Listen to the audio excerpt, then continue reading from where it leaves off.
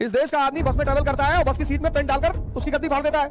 उसको मना करो, कहता है तुम्हारे बाप का है। क्या नहीं भाई साहब, मैं देख रहा था कि सीट के अंदर क्या है। मैंने कहा यार तू पेन यहाँ लगा ले, यहाँ इसके अंदर देख, इसके अंदर।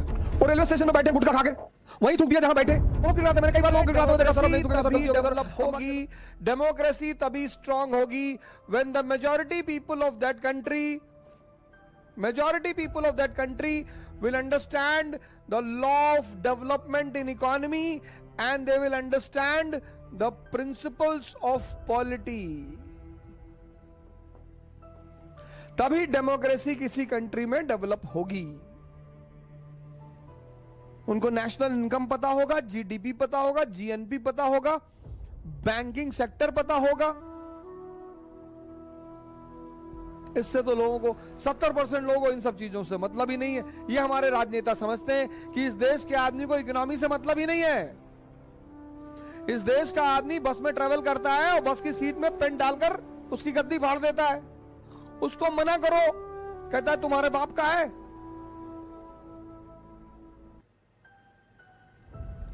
भैया हमारे बाप का तो नहीं है, बहरहाल आपके भी बाप का नहीं है, ऐसा तो पता ही चल रहा है। लेकिन भैया ये हमारे बाप दादाओं का है, टैक्स देते भैया हमारे ही पैसे का है।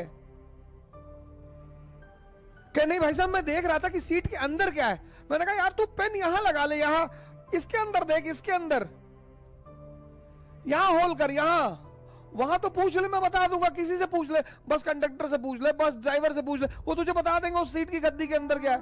उसमें पेन डालने की क्या जरूरत, तू अपने यहां डाल ले।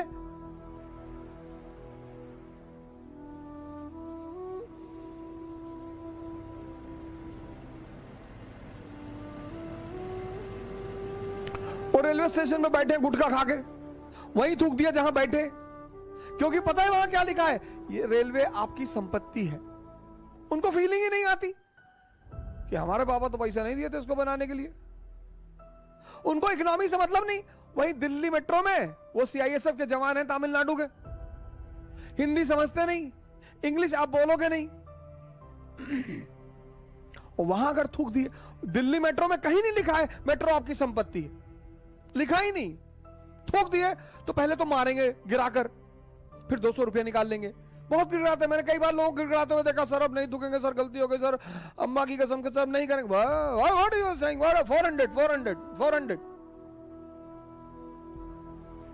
और जिनको 400 रुपया देना पड़ गया थूकने का जुर्माना, उनके पूरा खानदान का सलाइवा ही सूख गया।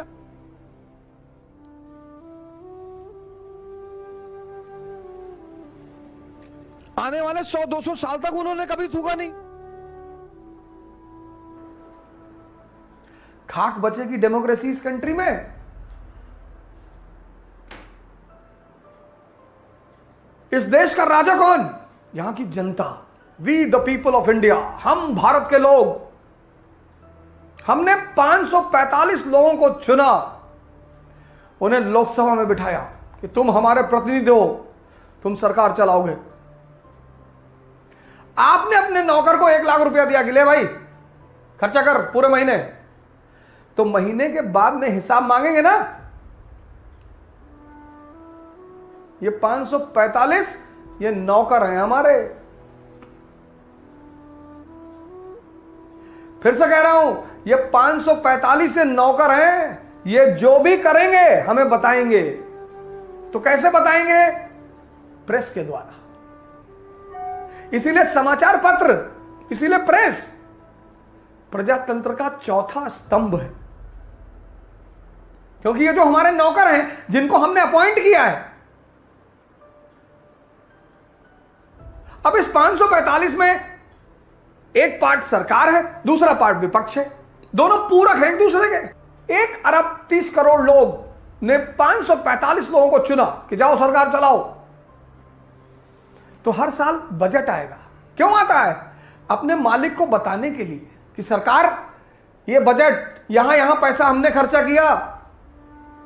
90% लोगों को इस देश में पता ही नहीं है कि बजट क्या होता है। फिर आप कहते हैं कि इस देश के नेता आपको लूट रहे हैं, आप हिसाब ही नहीं मांगते।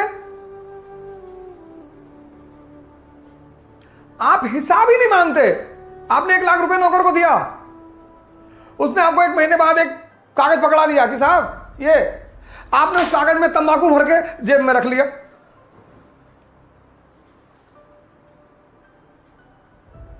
तो वो नौकर धीरे धीरे क्या होगा, अय्याशी करने लगेगा। एक तो आप हिसाब नहीं मांगते, और दूसरी बात आपने चोर उचक्कों को नौकर रख लिया। अगर अंबेडकर जैसा कोई रिप्रेजेंटेटिव है, शास्त्री जैसा है, तो ईमानदारी करेगा। शास्त्री जी, तब तो इस देश की जनता और अनपढ़ थी।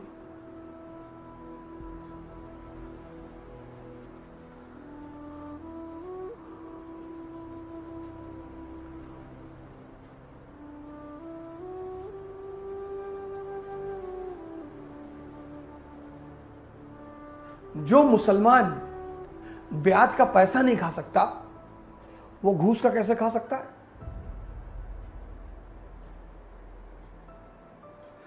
जो मुसलमान ब्याज का पैसा नहीं खा सकता, ब्याज का,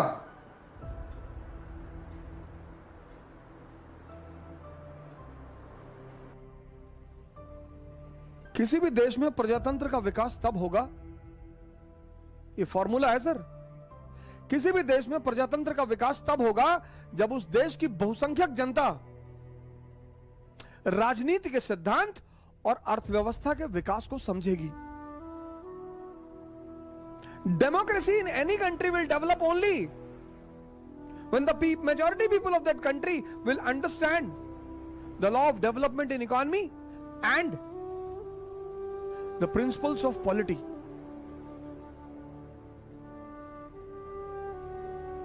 तब आपको पता चलेगा कि ये देश कहां पहुंचा। और उसके लिए सरकार किताब इश्यू करती, उसको बोलते हैं इंडिया, जो विशेषकर यूपीएससी के लड़के ही पढ़ते हैं, सिविल सेवा के लड़के ही पढ़ते हैं। वो भी पढ़ते नहीं है, उसका कॉइन साइज नोट्स खरीद लाते हैं। वो बेसिकली डाटा बुक होती है, डाटा बुक। अगर एग्रीकल्चर के कॉन्सेप्ट्स क्लियर हैं, तभी वो किताब आपको समझ, वो किताब नहीं है, इंफॉर्मेशन गाइड है। वो किताब नहीं है, वो सरकार इशू करती है हर साल इंडिया, जो कि इस भारत के हर परिवार को कम से कम जानना चाहिए कि हम कहां पहुंचे, हमने कितना विकास किया, हमने कितना सुधार किया।